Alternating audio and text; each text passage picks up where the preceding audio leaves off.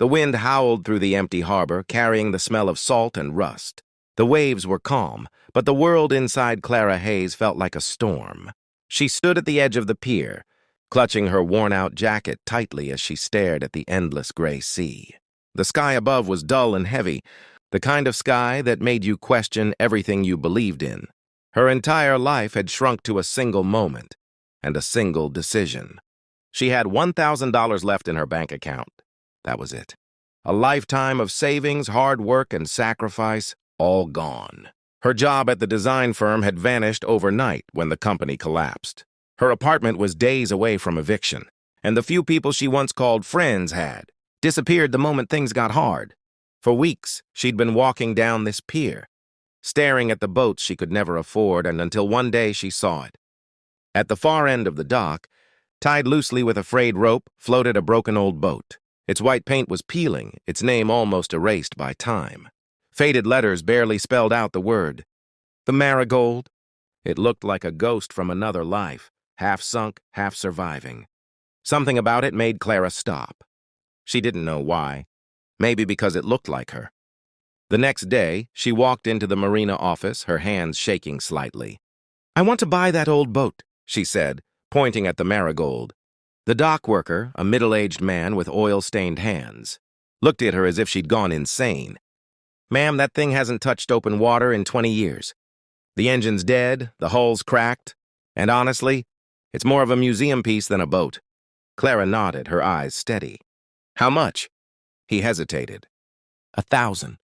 But trust me, it's not worth the—" "I'll take it," she said before he could finish. And just like that, her last $1,000 was gone. That night, she stepped inside the Marigold for the first time.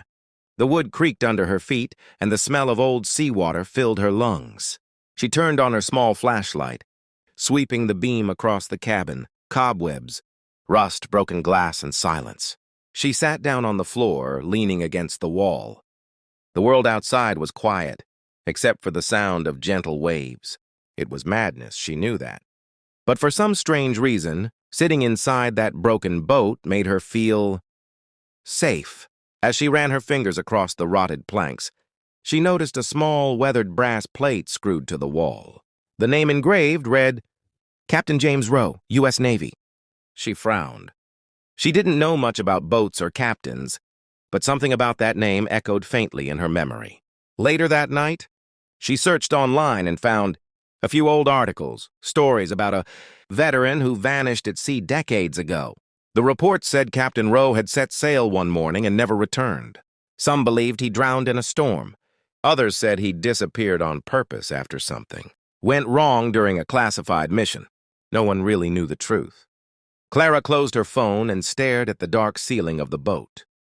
For the first time in a long while, she felt a spark of curiosity, something she hadn't felt since before her life fell apart. The following days, she began cleaning. It wasn't just work, it was therapy. She scrubbed the deck, fixed small cracks, and patched holes. Her hands blistered, her nails chipped, but she didn't stop. Each piece of rotten wood she removed felt like peeling away her own pain. By the second week, the Marigold started to look a little less dead, and so did Clara. Neighbors at the dock began to notice her persistence. An old fisherman named Tom would often stop by, shake his head, and chuckle. "You know, most people would have sold that thing for scrap. But I guess you're not most people." Clara would just smile faintly.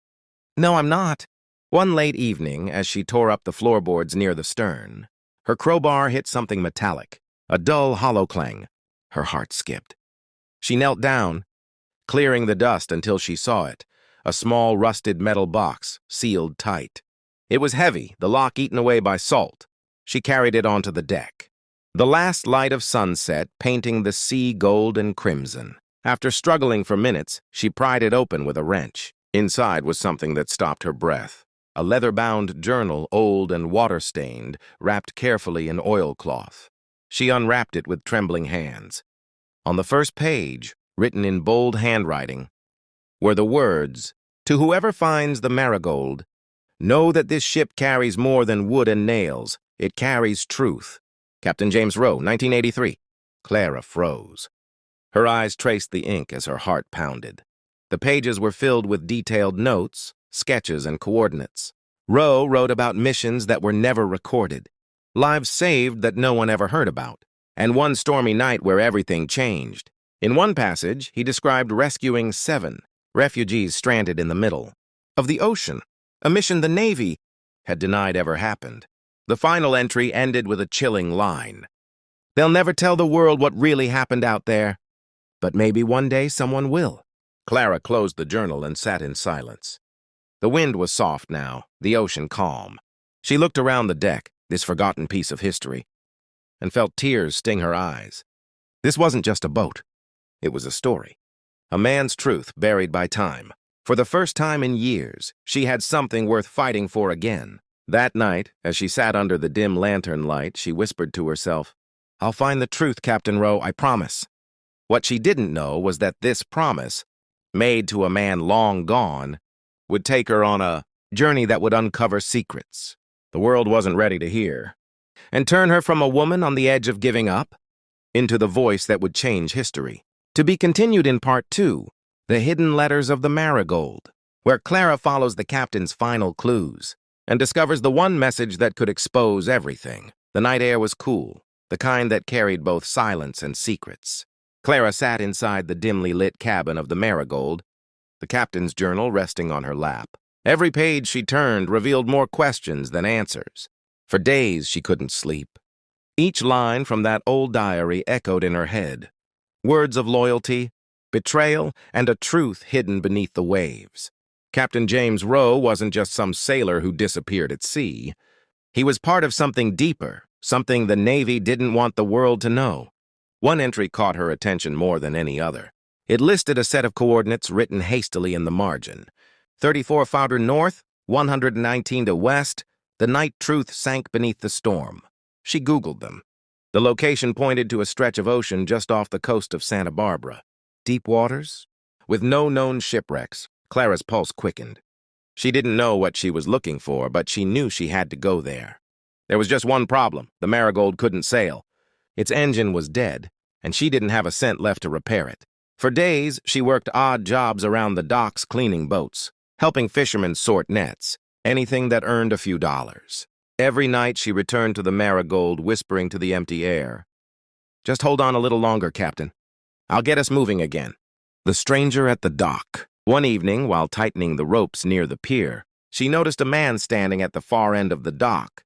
He was tall, wearing an old Navy cap, and holding a fishing rod he clearly wasn't using. He watched her for a moment before speaking. "You've been working on that wreck for weeks," he said with a faint smile. "That boat's got more scars than I do." Clara smiled politely. "Maybe, but scars mean it survived." He nodded slowly, his eyes studying the boat. "Name's Daniel," he said. "Used to serve under Captain Rowe." Clara froze. "You knew him?" Daniel's expression darkened. "Everyone knew him. Best man I ever served with. When he disappeared, we were told to move on. No questions asked." Clara climbed down from the deck. "Did you ever hear what happened that night?" He looked around as if checking who might be listening. "We heard rumors. A rescue mission gone wrong. Orders were ignored. People were saved, but someone wanted it buried." He hesitated before handing her a small folded paper. "If you're serious about finding the truth, follow this. But be careful, Miss Hayes. Some things the ocean hides for a reason." Then he turned and walked away into the fog. When Clara unfolded the note, she saw 3 words written in rough handwriting. "Search the hull." That night she crawled beneath the deck, flashlight in hand, searching every inch of the old wood. Her clothes were covered in dust and oil when the light caught something strange. A small panel that didn't match the rest of the boards. It was nailed shut, but the edges were newer than the surrounding wood. Her heart raced as she pried it open with a screwdriver. Inside the hidden compartment were several sealed letters, wrapped in a piece of faded American flag cloth. Each envelope bore the same signature. J.R., Captain James Rowe. Her hands trembled as she opened the first one. The ink had faded, but the words were clear enough to read. "If this letter is ever found, know that the Marigold was not lost to nature, but to silence. They made me erase the truth about the people we saved and the ones they left behind." The next letter contained names, 7 of them. Foreign, unfamiliar, but clearly listed as refugees. Next to each was a note. Missing unrecorded. Clara's eyes filled with tears. These weren't just letters. They were proof. She realized Captain Rowe had hidden his entire truth within this boat, trusting that one day someone would find it. And now that person was her.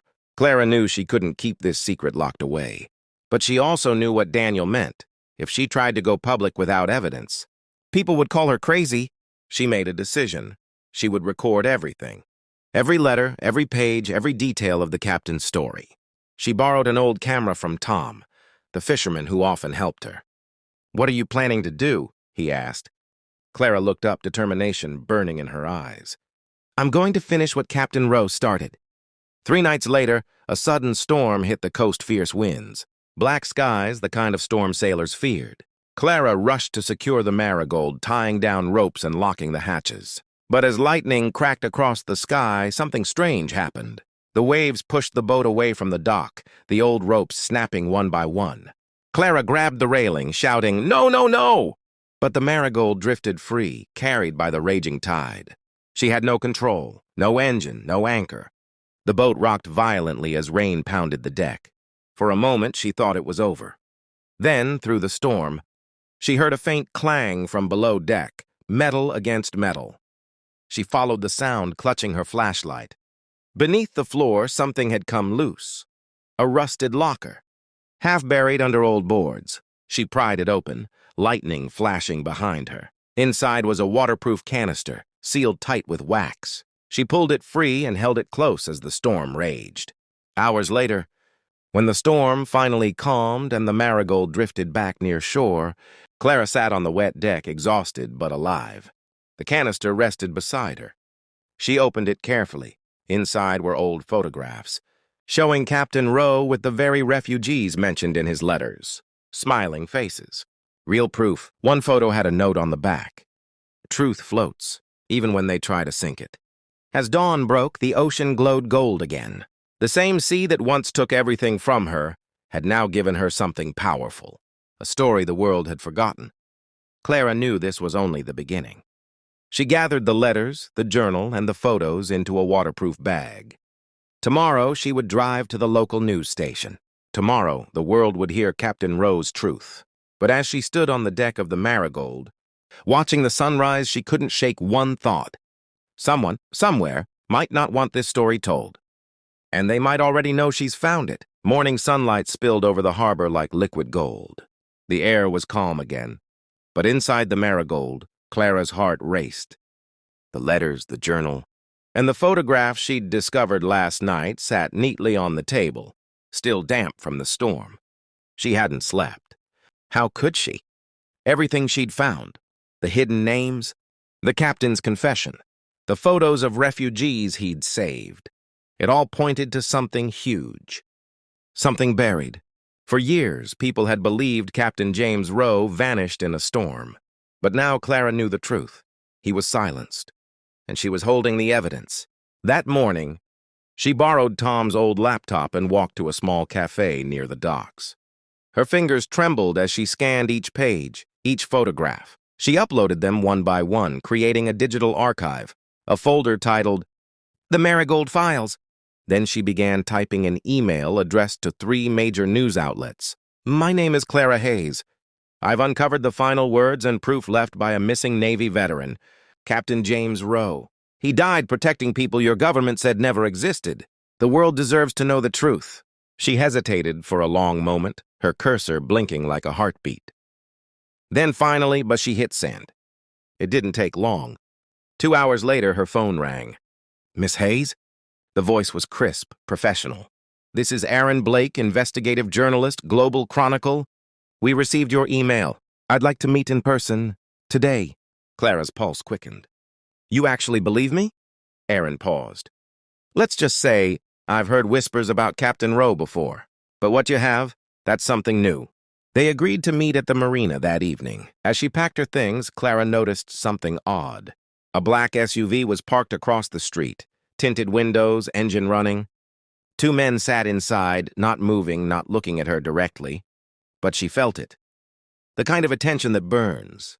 When she turned her phone back on, she found a blocked number message waiting for her. "Stop what you're doing. Miss Hayes, the ocean keeps its secrets for a reason. Her chest tightened. Someone knew, but fear didn't stop her this time. She had already lived through worse, losing everything, losing hope. She wouldn't lose this. That evening, Aaron arrived, a man in his 40s, sharp eyes behind wire-frame glasses, camera bag slung over his shoulder.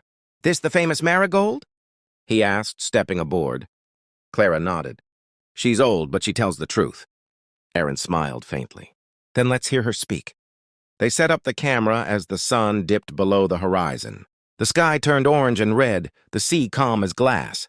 For the next hour, Clara told him everything. How she found the boat. The letters, the storm, the hidden photos. Aaron listened silently, occasionally taking notes. When she finished, he looked at her seriously. "Clara, if these documents are authentic, this could shake the Navy to its core." She exhaled, the weight of her words settling in. "Then let it." Aaron insisted on verifying everything. The next morning, they met at his office, where a team of researchers examined the materials. Within hours, they confirmed it. The journal ink matched the Navy's 1980s stationery. The photographs were authentic, untouched. The refugees in the pictures matched missing persons reports from 1983. It was real. When Aaron turned to her, his expression was a mix of disbelief and admiration. "You just exposed a buried operation, one that was never supposed to exist." 2 days later, Global Chronicle aired the story. The headline read, "The captain they tried to erase, the truth behind the Marigold." Clara watched from the dock, her hands trembling as the broadcast played on her phone. Images of Captain Rowe filled the screen, followed by the photos she'd found, the coordinates and the journal entries. Aaron's voice narrated the story over slow, emotional music. How one man had risked everything to save 7 lives the world chose to forget. By the time it ended, social media had exploded. The Marigold truth trended worldwide. Thousands of people began sharing the story, demanding answers from the Navy. And for the first time in 40 years, Captain Rowe's name was spoken with honor again. But fame came with a shadow. That night, Clara returned to the Marigold to find her cabin door open. The lights flickered. Her belongings tossed. The journal was gone. Panic surged through her chest. She searched every inch of the boat, calling Tom and Aaron. No answer. Then, near the captain's chair, she found a single note pinned to the wall with a knife. "You shouldn't have opened the past." Her knees went weak. She looked out at the Black Sea, silent, endless. Somewhere out there, the storm that took Captain Rowe was still waiting. But Clara didn't run. She sat down, staring at the empty horizon, her fists clenched. "You can take the journal," she whispered, "but not the truth. It's already out there." Days passed. The Navy issued statements denying everything, calling it fabrication, rumor, misinterpretation. But the world didn't stop listening. Former veterans began stepping forward, anonymously confirming parts of Rowe's story. Families of the missing refugees came forward with photos, the same faces seen in Rowe's collection. The truth was spreading, like light breaking through clouds, and Clara became the voice carrying it forward. That night, as she stood once again on the deck of the Marigold, moonlight glimmered on the waves. She whispered into the wind, "Captain Rowe, they heard you." For a long moment, the ocean was silent. Then a soft gust brushed her face, almost like a hand resting gently on her cheek. Maybe it was the wind. Maybe it was something else. Either way, Clara knew this wasn't the end. The truth had found its way to the surface. But deep down, she felt there was still one final secret left inside. The Marigold. Something the captain hadn't written down. Something only the sea remembered. The sea was calm again, too calm. The sun dipped low, setting the water ablaze in gold and fire. But inside the Marigold, silence ruled. Clara hadn't left the boat for 3 days.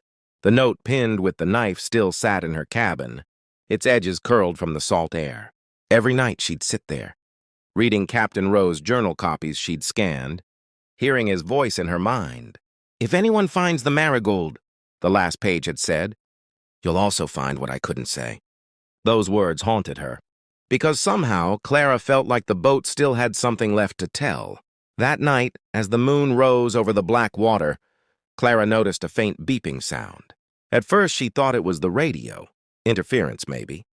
But then she realized it was coming from beneath the deck. Heart pounding, she grabbed a flashlight and opened the floor hatch. A soft red light blinked in the darkness. A small metal box, wedged between rusted pipes. She pulled it out carefully, brushing off decades of dust and salt. On top, faded words read, "Property of Captain J. Rowe, emergency transmission beacon." Her breath caught. This wasn't just any box, and it was a military distress recorder. If she could power it, it might reveal the captain's last message. Clara rushed to her workbench, connecting the box to an old car battery she'd been using for lights. For a moment, nothing. Then the machine whirred weakly, lights flickering to life. A crackle. Static. Then a voice. "This is Captain James Rowe, U.S. Navy. If anyone's hearing this, it means the Marigold made it back. They said the refugees didn't exist. They lied. We found them. Children, families, floating near the wreck of the Aurora. The orders were to turn back. I refused. We took them aboard. And that's when they came for us." Clara froze. The voice was rough, weathered, but clear, real. They called it a rescue gone wrong. But the truth is, they sank us. A Navy sub. Our own.